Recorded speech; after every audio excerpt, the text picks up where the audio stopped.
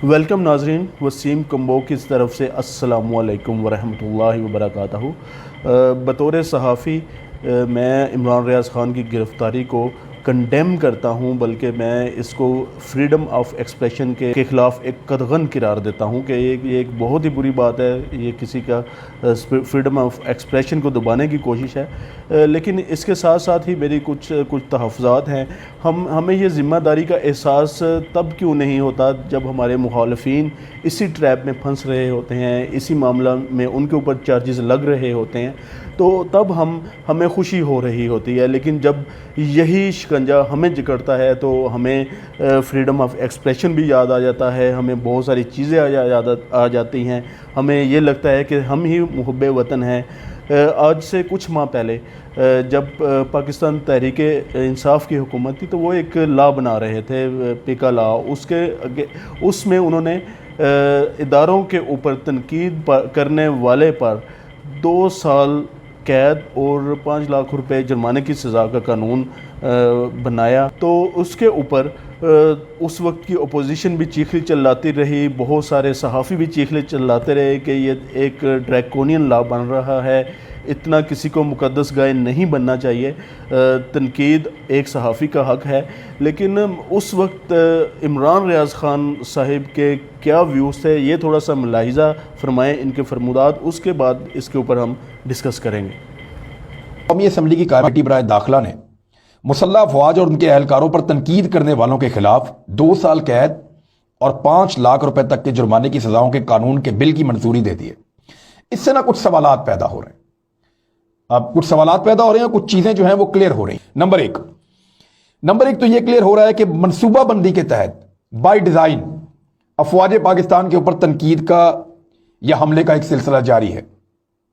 5th generation war का दौर है ना। नवाज शरीफ साहब ने इसको शुरू किया।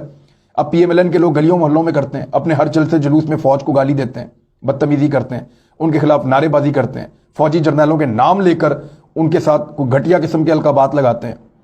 एक तो ये चीज इससे क्लियर हो गई है कि ये करना क्यों पड़ा इनको। इस प्रोपेगेंडा से अफवाज पाकिस्तान में बेचैनी पैदा हुई है। अगर ऐसा ना होता तो शायद ये बॉदर ही ना करते, लेकिन क्यों प्रोपेगेंडा इस लेवल पे चला गया है, गली मोहल्लों के अंदर हो रहा है। प्रोपेगेंडा इस लेवल पे चला गया है कि लोग गाली देना शुरू कर दिया, उन्होंने फैशन बना लिया है। सोशल मीडिया के ऊपर एक आग लगाई हुई है इन लोगों ने और दिन रात यही काम कर रहे हैं। पेड जाली अकाउंट है और वो यही काम कर रहे हैं। तो और चौथी चीज इससे यह साबित होती है कि आने वाले दिनों में इस प्रोपेगेंडा में या फौज के ऊपर इस हमले में या इस कंपेन में, उनको मलाइन करने की जो कंपेन है, उसमें इजाफा हो सकता है। 1% लोग भी नहीं है इनकी तरफ तवज्जो ही ना दें, इनकी ऐसी तैसी। जो पाकिस्तान की फौज को गाली देगा, बैरून मुल्क उसको कोई ना कोई ओहदा मिल जाएगा, या उसकी NGO का कारोबार चमक जाएगा, या उसका कोई और काम चमक जाएगा। मेरे ख्याल में पाकिस्तान को, पाकिस्तान की फौज को जो है वो थोड़ा सा अग्रेसिवली आना पड़ेगा, वरना ये इन चीज़ों से मुझे नहीं लगता कि कोई बहुत बड़ा फ़र्क पड़ेगा। तो नाजरीन, आपने ये फरमूदात सुने, उसके बारे में मैं सिर्फ एक शेर कहूँगा कि उलझा है पाँव यार का जुल्फ़े दराज में, लो अपने आप दाम में सयाद आ गया। तो ये उन्होंने इमरान रियाज़ ख़ान साहब ने मुख्तलिफ जो है क्वेश्चन रेज़ किए इन लॉज़ के ऊपर कि ये कैसे इम्प्लीमेंट होगा, इसके क्या फ़वाइद हैं। तो यही अब इनकी पाकिस्तान तहरीक इंसाफ की हुकूमत नहीं रही और जब ये शिकंजे में आए हैं तो इन्होंने बिल्कुल उसी तरह PTI, आप देख रहे हैं कि PTI के लीडरान ने इनके समेत गली मोहल्लों में जो है सिक्योरिटी इदारों के ख़िलाफ़ नारेबाजी हो रही है, वही गालिम गलोच, वही सारी चीज़ें हो रही हैं। तो कुछ क्वेश्चन इन्होंने किए, कुछ क्वेश्चंस मेरे जहन में आए, मैंने कहा वो भी मैं आपके वसात से यहाँ पे रेज़ कर सकूँ।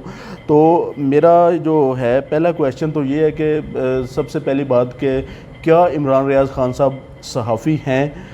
तो क्योंकि आप बाकायदा एज ए PTI के माउथ पीस के तौर पर काम करते रहे हैं, उनके तर्जमान के तौर पे काम करते रहे हैं, उनके जो पार्टी कन्वेंशंस हैं उनको जाके अटेंड करते रहे हैं, बल्कि इससे 2 कदम आगे जाके आपने एक दफ़ा ये भी कह दिया कि हाँ मैं बाइस्ड हूँ, हाँ मैं एक पार्टी को सपोर्ट करता हूँ।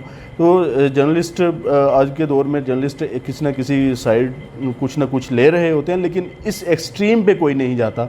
کہ آپ کی صحافت کے اوپر شبہ ہونے لگ جائے. بلا شبہ ایک صحافی کو غیر جرمدار ہونا پہلی شرط ہے. اس کے بعد تنقید کا سلسلہ ہوتا ہے یا وہ اپنی اس کی جو پرفارمنس ہے اس کا سلسلہ ہوتا ہے. میرا دوسرا سوال یہ ہے, کیا ایک یوٹیوبر یہ چاہتا ہے کہ ملک کا جو پرائم منسٹر ہے وہ اس کے کہنے پہ بنے یا اس کا من چاہا بنے, اس کا پسندیدہ بنے, اور کیا وہ اس بیس کے اوپر ہمارے اداروں کو بلیک میل کر سکتا ہے؟ ہمارے ادارے جو انٹرنیشنل لیول امریکہ اور انڈیا جیسے ممالک کے ساتھ ٹکر کھائے ہوئے ہیں اس ٹائم, تو کیا وہ ان کو بلیک میل کرنے میں کامیاب ہو سکتا ہے؟ وہ ان کو یا بلیک میل کرنا چاہتا ہے؟ میرا تیسرا کویشچن یہ ہے کہ کیا ایک ملک کا سابق وزیر اعظم جو ایک نو ڈاؤٹ ایک بہت بڑی فیم رکھتا ہے, ایک بہت بڑی پبلک فالوشپ رکھتا ہے, کیا وہ ایک یوٹیوبر سے ایکسپیکٹ کرتا ہے کہ وہ اس کو اس لیول پہ لے آئے کہ وہ دوبارہ پرائم منسٹر وہ اس کو بنا دے اور یہ اس کو سپورٹ کرے, اس کے خلاف ایک پبلک اوپینین ڈیولپ کرے, اور اس میں آپ نہ اداروں کا احترام کریں, نہ کسی کوئی چیز نہ چھوڑیں, آپ بس لگے رہیں. آپ نے اپنی ویڈیو میں یہ بھی کہا کہ جو فوج ہے ان کو ایسے عناصر کے خلاف تھوڑا سا ایکسٹریم لیول پہ ایگریسو ہو ان کو روکنے کے لیے, تو کیا آپ کو یہ ایگریسونیس کیسی لگ رہی ہے ابھی؟ آپ اپنے دور میں جب آپ کی پی ٹی آئی کی سپورٹڈ حکومت تھی آپ کی, تو اس وقت آپ کو یہ ساری کارروائیاں بڑی اچھی لگ رہی تھیں, اس وقت بھی صحافیوں کے خلاف مقدمات بن رہے تھے, اس وقت بھی ان کو گرفتار کیا جا رہا تھا اور ملتے جلتے الزامات, تو اس وقت آپ کو یہ ساری چیزیں کیوں اچھی لگتی تھی اور اب یہ بری چیزیں کیوں لگ رہی ہیں؟ تو اس کے ساتھ فردر یہ سوال پیدا ہوتے ہیں کہ عمران ریاض خان صاحب, کیا دنیا میں صرف سچ آپ ہی بول سکتے ہیں؟ کیا جو بولتے ہیں وہ صرف آپ کا ہی سچ ہے؟ کیا دوسرے محب وطن نہیں ہیں؟ پاکستان میں صرف آپ اکیلے ہی محب وطن ہیں, باقی سب کے سب جو ہیں وہ غدار ہیں؟ آپ جو بات کریں گے وہ ٹھیک ہے, آپ اگر اداروں پہ تنقید کرتے ہیں تو وہ بڑی زبردست ہے, وہ جائز ہے, اگر کوئی اور مخالف پارٹی کی اداروں کے اوپر تنقید کرے وہ ناجائز ہے اور وہ غداری کے زمرے میں آتی ہے. یہ نہیں چلے گا پلیز. میٹھا میٹھا ہپ ہپ اور کڑوا کڑوا تھو تھو وہ والی بات ہے. تو سلسلہ یہ ہے کہ ایز اے صحافی آپ کو بطور غیر جانبداری کا مظاہرہ کرنا چاہیے تھا, اور یا تو پھر آپ کھل کے ایک پارٹی کی ممبرشپ لے لیں اور یہ صحافت کا لبادہ کم از کم اتار دیتے کہ میں ایک ترجمان ہوں ایک پارٹی کا اور میرا اس سے باقاعدہ ایک تعلق ہے, کوئی اس پارٹی کا عہدہ لے لیتے تو شاید اس معاملات میں آپ کو یہ معاملات نہ دیکھنے پڑتے. دوسرا عجیب چیزیں ہمارے سامنے آ رہی ہیں اس ملک میں جو کہ کسی کے لیے بھی نہیں ہے. مطلب ہے کہ سپوز اگر ہم مسلم لیگ نون کی بات کریں, شروع سے ہی ہر کوئی جانتا ہے کہ ان کو اسٹیبلشمنٹ نے سپورٹ کیا, ان کو اقتدار میں لاتے رہے, تب تک یہ بھی اسٹیبلشمنٹ کے گن گاتے رہے کہ جی وہ بڑی اچھی ہے, یہ ہمارے ادارے ہیں, ہماری جان ہے, یہ ہے وہ ہے. جب یہ کرپشن میں نکالے گئے اور حکومت سے چلے گئے تو پھر انہوں نے گلی گلی اس کے خلاف بک بک کرنا شروع کر دیا اداروں کے خلاف, اور ساتھ ہی پھر پی ٹی آئی کے لیے ادارے بہت اچھے ہو گئے اور ساری ہماری آرمی ہماری جان ہے, ہماری شان ہے, یہ ساری سلسلے شروع ہو گئے.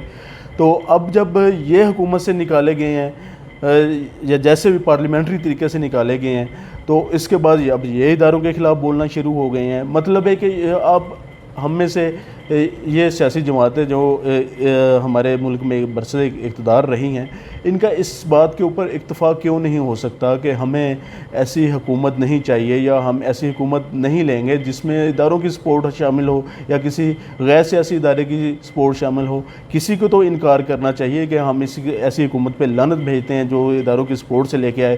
حالانکہ پاکستان میں جو اقتدار اعلیٰ کا مالک ہے, آئین کے مطابق اقتدار اعلیٰ کا مالک اللہ تعالیٰ ہے اور پاکستان کے عوام ہیں. پاکستان کے عوام ان اختیارات کو اللہ تعالیٰ کی بطور امانت استعمال کریں گے. لیکن آ جا کے یہ ہمارے سیاستدان بھی جھکتے اس طرف ہیں, اور پھر جب دوستی کی پنگیں لمبی ہو جاتی ہیں, پھر ترانے چل رہے ہوتے ہیں, ہر چیز چل رہی ہوتی ہے جناب, ملی نغمے چل رہے ہوتے ہیں, اور جب اقتدار سے نکالے جاتے ہیں تو پھر وہی زبان ہوتی ہے اور وہی اس میں گالیاں ہوتی ہیں اور طرح طرح کے القابات سے اداروں کو ان کو ڈیفیم کرنے کی کوشش کی جاتی ہے. تو یہ ہمارے لیے المیہ ہے, ہمارے سیاستدانوں کو اور ہمارے جو اشرافیہ ہے اس کو اس سے سیکھنا چاہیے. اور اگر ایک چیز مسلم لیگ نون کے دور میں بری ہے، اداروں کے تنقید بری ہے، تو وہ پی ٹی آئی کے دور میں بھی بری ہے۔ جو کام اس دور میں برا تھا وہ آپ کے دور میں کیسے اچھا ہو سکتا ہے، یا اس دور میں اچھا تھا تو آپ کے دور میں کیسے برا ہو سکتا ہے؟ تو پلیز بیلنس لے کے چلیں۔ سارے ہی محب وطن لوگ ہیں، آپ کسی نے کسی کو سرٹیفکیٹ نہیں دینا، اور نہ اس کی کسی سے ضرورت ہے۔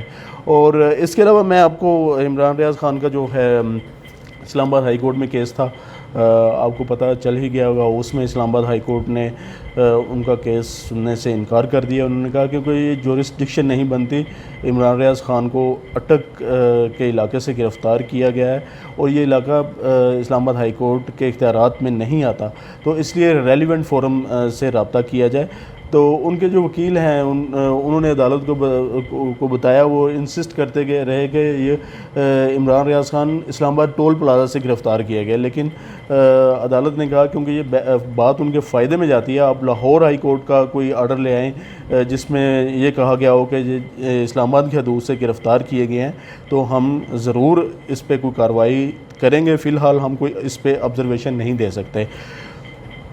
تو اس کے بعد جو ہے عمران ریاض خان کو اس اٹک میں جو مقامی عدالت ہے اس میں پیش کیا گیا۔ انہوں نے کہا کہ جی یہ ہماری جورسڈکشن نہیں ہے، ان کو راولپنڈی میں مجسٹریٹ کے سامنے پیش کیا جائے۔ تو وہاں سے ان کو راولپنڈی پھر لے جایا گیا، مجسٹریٹ کے سامنے پیش کیا گیا، تو وہاں کے مجسٹریٹ نے بھی کہا کہ یہ ان کے اوپر ایف آئی اے کا کیس نہیں بنتا اور ان کو واپس اٹک لے جایا جائے۔ تو اس طرح تین عدالتوں نے ان کے جورسڈکشن کے باعث یہ کیس سننے سے انکار کر دیا، ہاتھ کھڑے کر دیے۔ تو اب معاملہ مجھے لگتا ہے لاہور ہائی کورٹ کی طرف ہی جائے گا، وہاں ہی یہ معاملہ سالو ہوگا۔ ابھی تک پتہ 17 جو ایف آئی آرز ان کے خلاف درج ہوئیں، بلکہ 17 میں ان کو لاہور ہائی کورٹ سے ضمانت مل گئی تھی، جبکہ 18واں جو کیس تھا اس میں وہ جو بعد میں رجسٹرڈ ہوا اس میں ان کو گرفتار کیا گیا۔ تاہم ان کے خلاف سندھ میں بھی مقدمات درج کیے گئے اور کے پی کے میں بھی درج کیے گئے۔ وہاں کی پولیس نے ابھی تک ان کی گرفتاری اس میں نہیں ڈالی۔ تو اب چلتے ہیں کہ اب دیکھتے ہیں آگے کیا ہوتا ہے، لیکن میں پھر یہ کہوں گا کہ میں ان کی اس گرفتاری کو بالکل بھی سپورٹ نہیں کر رہا۔ یہ بالکل آزادی رائے کا ہر ایک کو حق ہونا چاہیے، لیکن یہ جب آپ کی سپورٹڈ حکومت ہو آپ کو تب بھی آپ کا یہی موقف ہونا چاہیے، لیکن نہ کہ جب آپ خود شکنجے میں آ جائیں تو تب آپ کہیں کہ نہیں جی اب آزادی رائے کا حق ہونا چاہیے، دوسرے سب غدار تھے۔ ایسا نہیں ہوتا، ہم سب پاکستانی ہیں، ہم سب مسلمان ہیں، ہم سب بھائی ہیں۔ کوئی دوسرے کو سرٹیفکیٹ نہیں دے سکتا کہ فلاں محب وطن ہے، فلاں غدار ہے۔ تو اس کے ساتھ ہی اجازت دیں وسیم کمبو کو۔ اللہ حافظ۔